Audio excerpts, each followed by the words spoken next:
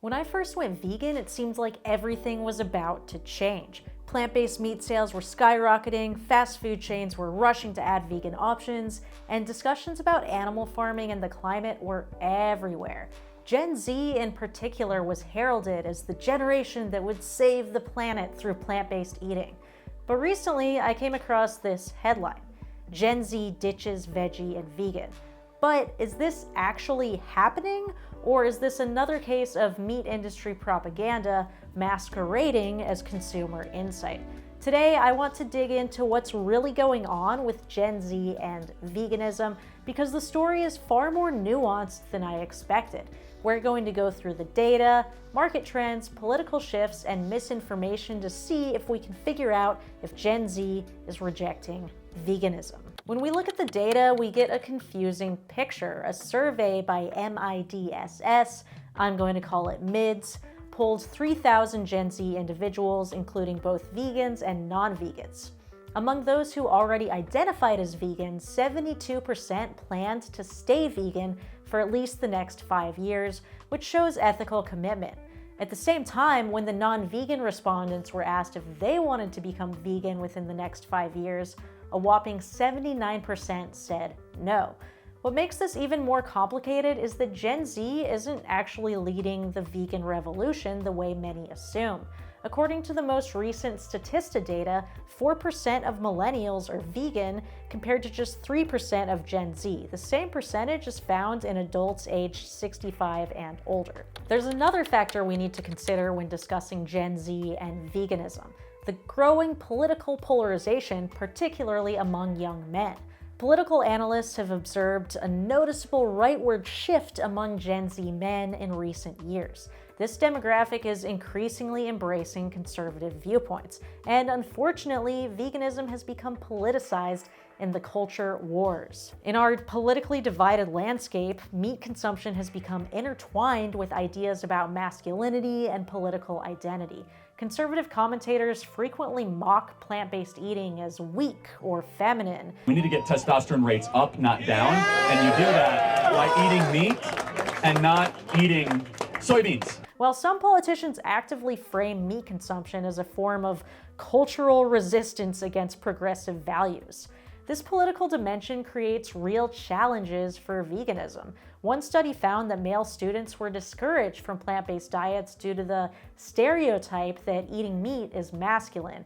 Conservative-leaning individuals, especially men, were much less likely to support plant-based initiatives. This creates a peculiar situation where some young men might reject plant-based options not because they dislike the taste or have nutritional concerns, but because they see embracing meat as a political statement against what they perceive as woke culture. Which I just think is funny because of how much support all politicians get from the meat industry, as well as the fact that the government spends millions advertising meat and dairy, so the idea of eating it as resistance is just silly. But despite the perceived political resistance among some young men, the broader trend tells a different story. While veganism might not be skyrocketing among Gen Z, plant-forward eating absolutely is. Currently, 79% of Zoomers choose to go meatless at least one day a week, and 65% say they want a more plant-forward diet. This suggests that while Gen Z may not be embracing vegan ethics, they're certainly incorporating more plant-based options into their lives. The term Flexitarian has gained significant traction, describing people who intentionally reduce animal product consumption without eliminating it entirely. I think as vegans, it's easy to reject the idea of flexitarianism because obviously if you're against animal exploitation, you're completely against it. So the idea of someone sometimes opposing animal exploitation isn't in line with animal rights. But before I went vegan, I considered myself flexitarian, and this demographic could be one of our strongest allies when we push pro-animal legislation in the future. So I don't think we should discount them entirely. Also, I wouldn't have been open to embracing animal rights before I experimented with plant-based eating. Many older people don't even consider something a meal unless there's a dead animal on their plate. But for Gen Z, plant-based options aren't seen as a separate food choice. They're just another equal option among the many available. Zoomers are more focused on reducing their meat consumption rather than eliminating it, which explains why 87% of Gen Z respondents in a 2022 survey said they could be convinced to buy plant-based alternatives even if they're not vegan. What's particularly fascinating is why Gen Z is drawn to plant-based eating in the first place. While they're often portrayed as environmental crusaders, that's not actually their primary motivation for going vegan. The mid-survey found that 52% of Gen Z vegans adopted the diet for health benefits, while only 17% did so for environmental reasons and another 17% for ethical concerns about animals. This focus on health makes them vulnerable to misinformation about the nutritional adequacy of plant-based diets. To me, this shows why educating people about animal rights is so important. Research shows that people who go vegan for ethics are more likely to stick with it, and that component is clearly missing in many discussions about veganism. According to IGD research, among those aged 19 to 22 who had previously followed a vegetarian or vegan diet, almost a fifth have stopped, with 45% saying they didn't think the diet was healthy for them. This suggests that while health motivates many to try veganism, it also motivates them to abandon it. Social media plays a massive role in shaping Gen Z's food choices. Mintel research shows that 75% of 16 to 34-year-olds find media content promoting healthy eating to be aspirational. With platforms like TikTok and Instagram constantly pushing new food trends, it's no wonder Gen Z's relationship with veganism is in flux. Remember that article about Gen Z ditching veganism? Turns out it was actually based on a study funded by the meat industry, which claims that 99% of shoppers under 28 purchase meat and 98% purchase dairy. But we should be skeptical of these numbers. The meat industry has a financial interest in painting veganism as a failing trend, and they've been known to cherry-pick data that supports their narrative. This study in particular feels like damage control after years of declining meat consumption among younger generations. The rise of anti-vegan content creators and the meat industry's aggressive marketing campaigns have created intentional confusion about the health aspects of plant-based diets. When young people try veganism without proper nutritional guidance and then struggle, they often blame the diet rather than their implementation of it. A cross-cultural study of university students in Greece, India, and the UK found that many Gen Z consumers have insufficient knowledge about plant proteins, with almost half believing that meat is a higher quality protein than plant-based alternatives. This highlights a major educational gap that we need to address, which is why I recommend that all vegans learn more about nutrition and watch videos from Dr. Matthew Nagra and other evidence-based influencers. Let's talk about that meat industry study again, because it reveals something important about big meat's strategy. They're clearly panicking.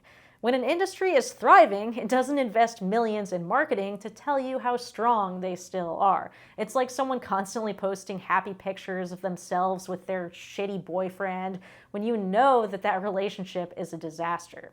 The meat industry has been steadily losing market share, particularly among younger consumers, and plant-based alternatives continue to grow. Between 2019 and 2023, global retail sales of plant-based foods increased from 21.6 billion to 29 billion. However, this growth isn't without challenges. After years of explosive expansion, the plant-based market has experienced a slowdown. But that doesn't mean plant-based eating is dying. Far from it. Mintel analysts forecast that the market could still grow to 160 billion by 2030. What we're seeing isn't a rejection, but a recalibration. The initial hype cycle is giving way to a more sustainable growth pattern driven by health-conscious consumers who incorporate plant-based options alongside rather than completely replacing animal products. The meat industry's response has been to launch aggressive campaigns targeting Gen Z, emphasizing protein content and challenging the health aspects of plant-based foods. Methylcellulose. It's a chemical laxative that is also used in synthetic meat. They're especially focused on portraying plant-based alternatives as ultra-processed, while conveniently ignoring the processing involved in modern meat production, like selective breeding, hormones, antibiotics, and slaughterhouses. But back to Gen Z, we also can't ignore the economic factors. Plant-based alternatives are often more expensive than their animal-based counterparts. For a generation facing unprecedented economic challenges, from student debt to housing costs, price sensitivity is a real concern. While vegan diets are actually cheaper as a whole, most people don't know that. Beans, rice, potatoes, pasta, other plant-based food staples are what low-income people have always lived on. But almost 40% of Gen Z respondents believe plant-based products are too expensive, and they're right that some meat substitutes are. This is where policy changes like ending animal agriculture subsidies could make a significant difference. If animal products were priced according to their true cost, without government subsidies artificially lowering prices, plant-based alternatives would be way more competitive. But what do these trends mean for animal liberation?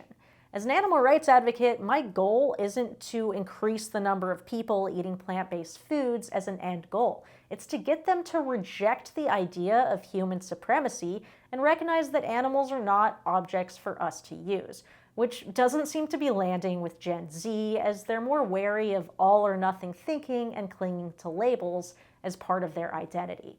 I also hate identity in general. I would love if we didn't have to be vegan. If we were raised in a world where just not paying for animals to be tortured was the norm, that would be amazing. And if you're coming from a consequentialist point of view, then it doesn't matter if someone is vegan or not. If they reduce their consumption of animals, then fewer animals are exploited, and you'd consider that a win.